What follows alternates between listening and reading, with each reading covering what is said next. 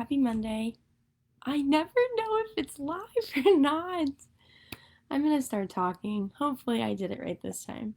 But hi everyone. My name is Sophie, and I am the Youth and Young Adult Program Coordinator at NAMI, Virginia. And I just want to hop on tonight because we're going to be talking about guided self care. And one thing that's kind of been sticking with me lately is, we've been social distancing for a long time. I feel like, self care has kind of gotten difficult at times because we're tired, we're stuck in a place, or we've been stuck in small spaces for a while, and we're starting to return back to our normal lives, whatever that may look like. But one of the big things has been like, okay, I am running out of ideas for taking care of myself sometimes. And so I was doing some research and I found online this idea of using your love language to find ways to manage your self care.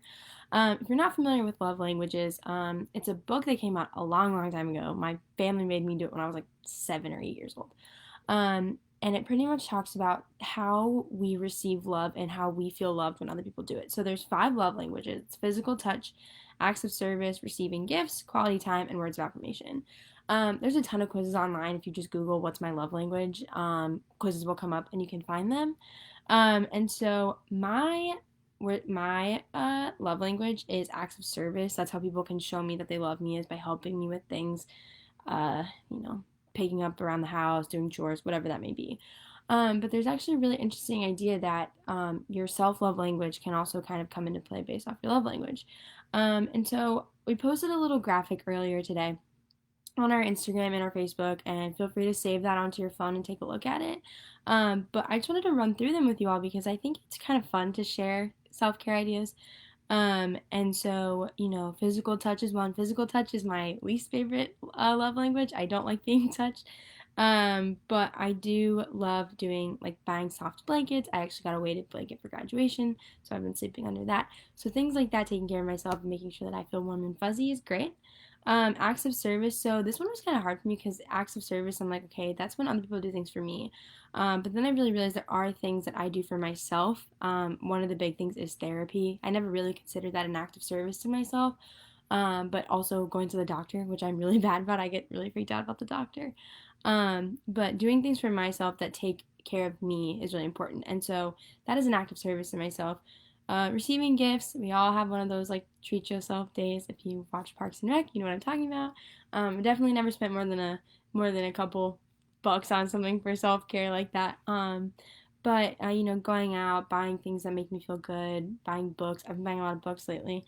And it's an idea of investing in yourself, and I really like that idea. Quality time. I am not the kind of person that likes to be alone all the time. However, I have learned that I do really enjoy quality time with myself. I do that by reading, journaling. I like to kind of take time before I go see my therapist, and I kind of just write out what I want to talk about. I reflect on my week. I also write down goals for myself, and I figure out, okay, what are the steps I need to take to achieve those goals. And finally, words of affirmation. And this one is really hard for me. And I don't know, there's a lot of reasons behind that. I think a lot of that is, one, I do have really severe depressive thoughts at times and a lot of anxious thoughts. And with that, it's really, really hard to A, not judge myself, and B, be nice to myself when I'm not in a good place. Um, so these are like positive self talk, journaling, working on self improvement. So those are just some ideas, and highly recommend taking that quiz today. Take some time for yourself. And also tell us how you're going to be taking care of yourself this week. We've been in and out of the office the past couple weeks now. I'm definitely realizing that I'm a real adult and I have a job and I have to go. And it's definitely been an adjustment for me, but the hardest thing has been taking care of myself. So make sure you're checking in with your friends, check in with yourself, take care of yourselves. And if you're interested in if you're interested in hosting one of these, please, please, please leave a comment or message us, and we will get back to you about that. We have a lot of really exciting programs coming up I'm really excited about. There is going to be a panel on Wednesday this week about racism and policing, and its effects on mental health. And next week we have a really exciting guest coming on to do our Stay In and Stay Busy. And then Paige is going to be coming back and doing a guided self-care at the end of the month. So I'm really, really looking forward to it. And I hope you all have a great week and stay cool. It's going to be hot. And take care of yourselves. Bye, everybody.